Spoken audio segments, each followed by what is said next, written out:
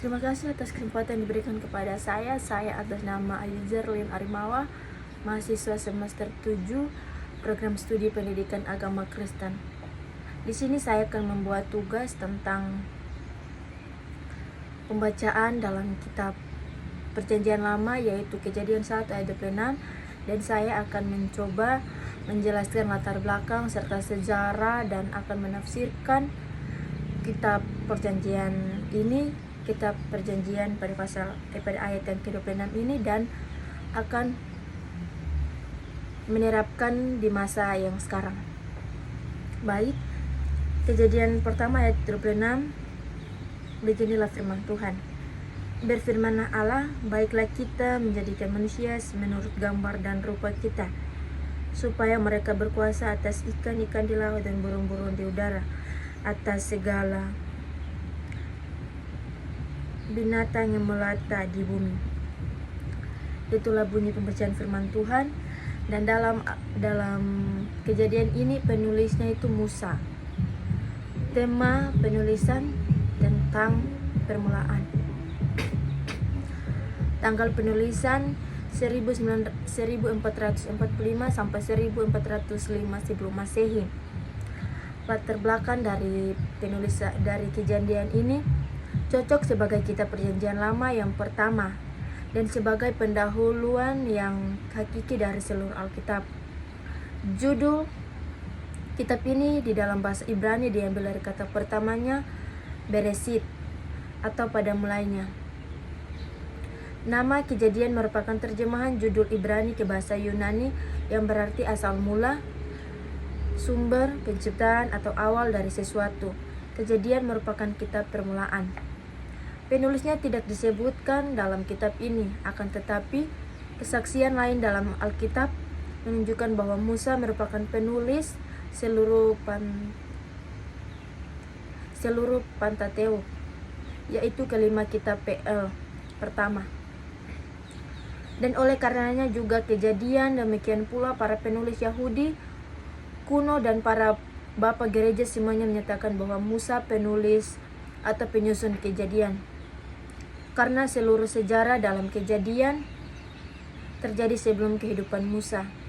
Perannya dalam menulis Kejadian adalah menyusun pengilhaman Roh Kudus. Semua catatan lisan dan tulisan ada sejak Adam hingga wafatnya Yusuf, yang sekarang menjadi isi Kejadian, yang mungkin merupakan petunjuk dipakainya catatan-catatan sejarah oleh Musa ketika menulis Kejadian ialah bahwa terdapat 11 kata pemakaian. Demikianlah riwayat, atau inilah keturunan Ibrani Eloi Teledoid, yang dapat diterjemahkan inilah sejarah oleh Kejadian mencatat penciptaan permulaan sejarah manusia dan asal mula umat Ibrani dan perjanjian Allah dengan mereka melalui Abraham dan leluhur lainnya dengan tepat. Ketepatan sejarahnya selaku Alkitab yang terilham dipastikan dalam PB oleh Tuhan Yesus dan para rasul.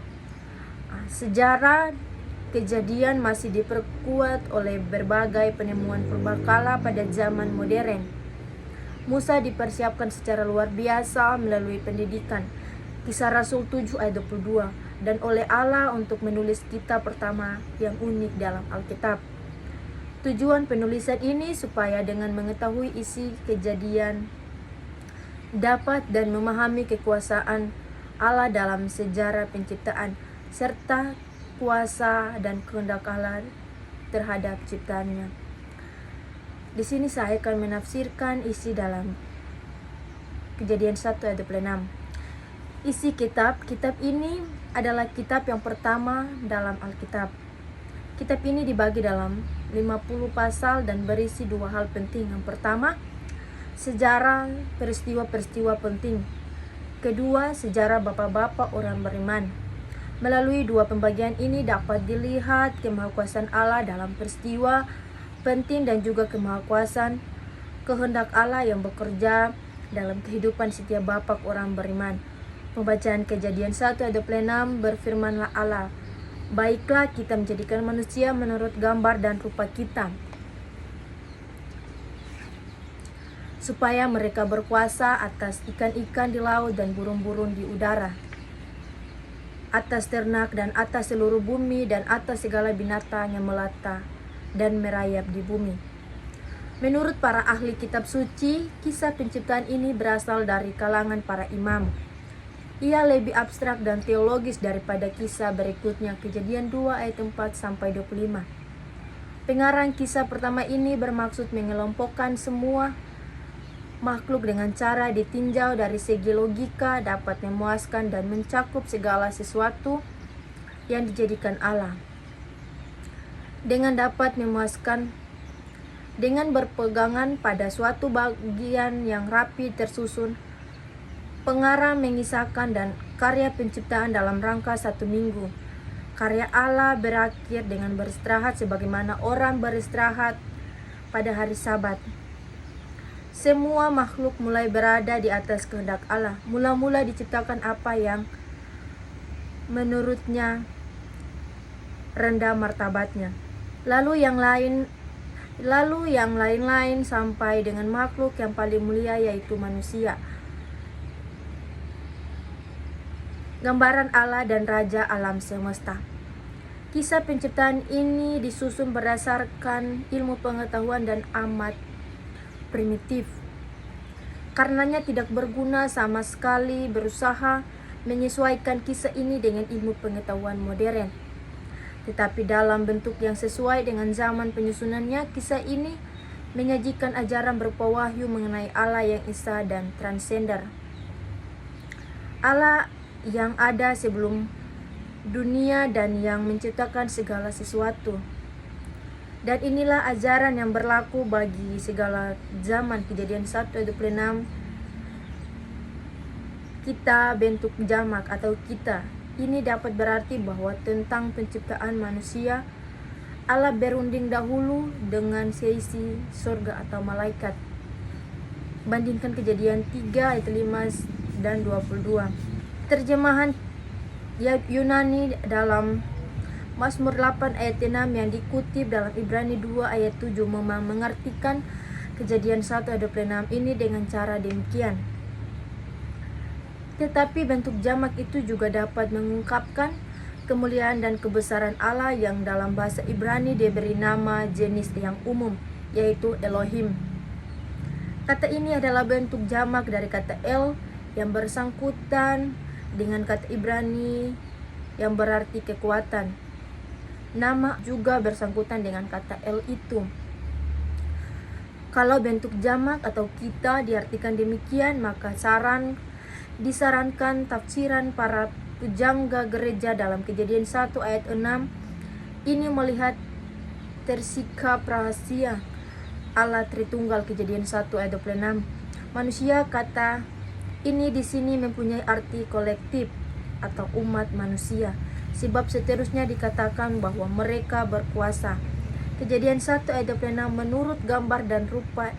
Istilah rupa agaknya mau memperlemah arti istilah gambar dan mencegah pengertian kesamaan. Istilah gambar mengandaikan suatu keserupaan badania seperti antara Adam dan anaknya. Kejadian 5 ayat 3. Keserupaan manusia dengan Allah itulah yang membedakan manusia dengan binatang.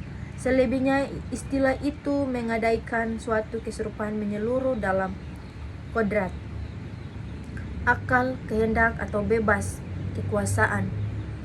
Berkat sifat-sifat ini manusia menjadi pribadi. Keserupaan kodrat yang terungkap di sini menyiapkan wahyu tentang penyertaan manusia dalam kodrat Allah yang dianugerahkannya. Kejadian 1 ayat 26 atas seluruh bumi. Dalam terjemahan Syria terbaca atas semua binatang liar. Dan Kejadian 1 ayat 26 manusia diciptakan sebagai petunjuk segala makhluk. Ini terjadi dari uraian keputusan Tuhan, bukan titah biasa, melainkan seolah-olah Tuhan mempertimbangkan terlebih dahulu penciptaan manusia. Tuhan menaruh perhatian teristimewa kepadanya Perbedaan dengan tumbuh-tumbuhan dan binatang-binatang terutama nampak dalam terciptanya manusia menurut terjadi kesamaan dengan Tuhan. Artinya, menurut citra yang menyamai Tuhan, dasar persamaan manusia dengan Tuhan terletak pada bidang rohani. Namun dalam kisah ini, sifat Tuhan terutama tampil ke muka ialah maha kuasanya dan pemerintahannya atas segala makhluk. Dalam hal ini manusia menyamai Tuhan dan menjadi wakilnya terhadap makhluk lain. Maka dari itu ia menerima tugas memerintahkan makhluk-makhluk lainnya atas nama Tuhan. Dengan terjadinya melukiskan manusia sebagai citra kesamaan Tuhan. Kejadian 1 ayat 26 berkisah tentang dialog Allah Tritunggal, yang mana kata kita menunjukkan adanya kejamakan di dalam arti alam mengenai Tritunggal Allah. Pembacaan ini berisi tentang penciptaan manusia. Pembacaan ini dapat kita temui beberapa hal. Yang pertama, baik laki-laki maupun wanita diciptakan secara khusus oleh Allah. Mereka bukan hasil proses evolusi. 2. Laki-laki dan wanita keduanya diciptakan menurut gambar dan rupa Allah. Berdasarkan gambar ini mereka dapat menanggapi dan bersekutu dengan Allah secara unik dan mencerminkan kasih, kemuliaan dan kekudusannya. Mereka harus melakukan dengan mengenal dan menaatinya. Ketiga, penciptaan manusia dalam rupa Allah tidak berarti bahwa mereka adalah ilahi. Manusia diciptakan pada tingkat yang lebih rendah dan tergantung pada Allah. Keempat, seluruh kehidupan manusia pada mulanya berasal dari Adam dan Hawa. Sejarah firman Tuhan Kejadian 1 ayat 26, menurut para ahli kitab suci, kisah penciptaan ini berasal dari kalangan para iman. Ia lebih abstrak dan teologis daripada kisah berikutnya Kejadian 2 ayat 4-25. Pengarang kisah pertama ini bermaksud mengelompokkan semua makhluk dengan cara ditinjau dari segi logika dan dapat memuaskan dan yang mencakup segala sesuatu yang dijadikan Allah. Dengan berpegangan pada suatu bagian yang rapi tersusun, pengarang mengisahkan karya pencipta dalam rangka 1 minggu. Karya Allah berakhir dengan beristirahat, sebagaimana orang beristirahat pada hari Sabat. Semua makhluk mulai berada atas kehendak Allah. Mula-mula diciptakan apa yang rendah martabatnya, lalu yang lain-lain sampai dengan makhluk yang paling mulia, yaitu manusia, gambaran Allah dan Raja alam semesta. Kisah penciptaan ini disusun berdasarkan ilmu pengetahuan yang amat primitif. Karenanya tidak berguna sama sekali berusaha menyesuaikan kisah ini dengan ilmu pengetahuan modern. Tetapi dalam bentuk yang sesuai dengan zaman penyusunannya, kisah ini menyajikan ajaran berupa wahyu mengenai Allah yang esa dan transgender. Allah yang sebelum dunia dan yang menciptakan segala sesuatu. Dan inilah ajaran yang berlaku bagi segala zaman. Kejadian 1 ayat 26, kita bentuk jamak atau kita. Ini dapat berarti bahwa tentang penciptaan Allah berunding dahulu dengan seisi surga atau malaikat. Bandingkan Kejadian 3 ayat 5 dan 22. Terjemahan Yunani dalam Mazmur 8 ayat 6 dan dikutip dalam Ibrani 2 ayat 7. Mema mengartikan Kejadian 1 ayat 26 ini dengan cara demikian. Akan tetapi bentuk jamak itu juga dapat mengungkapkan kemuliaan dan kebesaran Allah yang dalam bahasa Ibrani diberi nama jenis yang umum yaitu Elohim. Kata ini adalah bentuk jamak dari kata El, dan ini bersangkutan dengan kata Ibrani yang berarti kekuatan. Allah juga bersangkutan dengan kata El itu kalau bentuk jamak diartikan demikian. Ayat ini merupakan salah satu ayat yang paling sering dikutip dan dibahas dalam Alkitab. Ayat ini dikatakan bahwa manusia diciptakan menurut gambar dan rupa Allah. Manusia diciptakan segambar dan serupa dengan Allah atau disebut dengan imago Dei. Kitab Kejadian 1 ayat 26 sampai 28, manusia dan Allah yang dituliskan dalam kitab ini ialah segambar dengan Allah, yang sering juga disebut dengan imago Dei. Irenaeus adalah sebagai tokoh pertama yang membahas konsep imago Dei dalam buku tafsiran Mateni Heri 2014. Membagi 4 bagian dalam tafsiran penciptaan hari ke-6 dalam kitab Kejadian. Yang pertama Kejadian 1 ayat 24 sampai 25. Kedua Kejadian 1 ayat 26 sampai 28. Ketiga Kejadian 1 ayat 29 sampai 30. Keempat Kejadian 1 ayat 31. Penulis tertarik menafsirkan Kejadian 1 ayat 26 atau bagian kedua dari pekerjaan pada hari ke-6, yaitu penciptaan yang secara istimewa penting untuk diperhatikan agar kita mengenal diri kita sendiri. Penulis juga tertarik dengan teks Alkitab ini karena imago Dei telah menjadi dogma yang dipegang dan mempengaruhi cara berteologi banyak orang Kristen selanjutnya. Kita menemukan bahwa banyak orang yang salah paham akan teks ini, khususnya gambar dan rupa. Dalam Alkitab dikaitkan dengan kedagingan Allah sama dengan kedagingan manusia.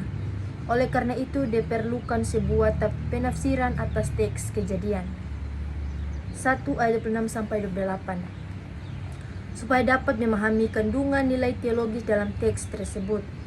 Allah menciptakan manusia dan memberi kuasa kepada manusia supaya merawat dan menjaga seluruh ciptaannya. Namun, kuasa yang diberikan Allah membuat manusia merasa berhak untuk melakukan apa saja terhadap ciptaannya. Dan tidak sedikit juga manusia salah memahami konsep segambar dan serupa dengan Allah, yang mengaitkannya dengan kedagingan. Ini menunjukkan bahwa manusia memiliki nilai yang sangat tinggi di mata Allah. Kita diciptakan dengan kemampuan untuk berpikir, merasakan dan berhubungan dengan Allah, berkuasa atas ciptaan. Manusia diberikan mandat untuk mengelola dan memelihara bumi dan segala isinya.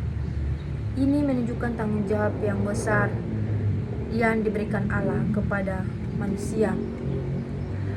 Dari tafsiran ini, saya memberi kesimpulan dan penerapan bagi masa yang sekarang ini, yang dimana implikasi dalam pemahaman Kejadian 1 ayat 26 dalam konteks sekarang pemahaman teologis imago Dei, martabat manusia yang tinggi. Ayat ini menekankan bahwa manusia diciptakan menurut gambar dan rupa Allah atau imago Dei. Ia menunjukkan martabat istimewa manusia di antara seluruh ciptaan. Artinya manusia memiliki kemampuan untuk berpikir, memilih, berkomunikasi, dan berhubungan dengan Allah, berbeda dengan makhluk lainnya. Segambar bukan sama. Segambar dan serupa bukan berarti manusia sama dengan Allah dalam hakikat atau kedagingan, tetapi bahwa manusia mencerminkan sifat-sifat tertentu Allah, seperti kreativitas, akal, moralitas, dan kemampuan berelasi. Implikasi pemahaman ini menuntun penghargaan terhadap setiap individu manusia, tanpa memandang status, ras, atau jenis kelamin. Dalam konteks modern, ini mendukung nilai-nilai seperti hak asasi manusia, keadilan, dan kesetaraan gender. Mandat pengelolaan, berkuasa atas ciptaan. Mandat ini mengelola, bukan mengeksploitasi. Manusia diberikan tanggung jawab untuk memelihara dan merawat bumi, bukan untuk merusaknya. Berkuasa atas ikan, burung, dan segala binatang bukanlah izin untuk menyalahgunakan alam, tetapi panggilan untuk bertindak sebagai pengelola yang bijak atas ciptaan Allah. Dalam konteks saat ini, mandat ini relevan dengan isu-isu lingkungan seperti perubahan iklim, deforestasi, polusi, dan krisis sumber daya alam. Sebagai penjaga ciptaan, manusia harus mengembangkan cara hidup yang berkelanjutan, termaksud mendukung energi terbarukan, konservasi alam yang memerangi kerusakan lingkungan, hubungan dengan Allah dan sesama, hubungan dengan Allah sebagai gambar Allah, diciptakan untuk memiliki hubungan erat dengan penciptanya. Ini mengarahkan manusia pada penyembahan, ketaatan, dan kehidupan yang mencerminkan karakter Allah. Hubungan dengan sesama, karena semua manusia segambar dengan Allah, kita dipanggil untuk menghormati dan mencintai sesama.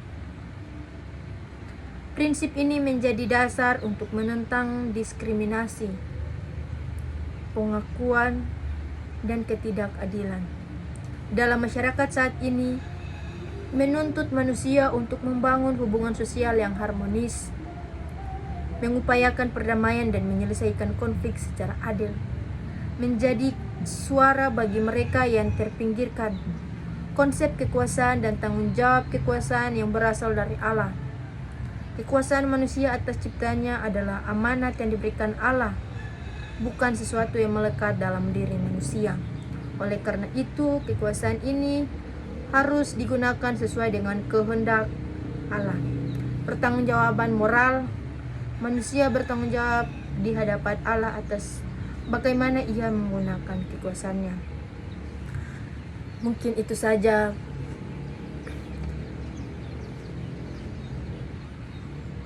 tafsiran, latar belakang, dan penerapan di masa sekarang yang saya coba menjelaskan. Demikian, terima kasih.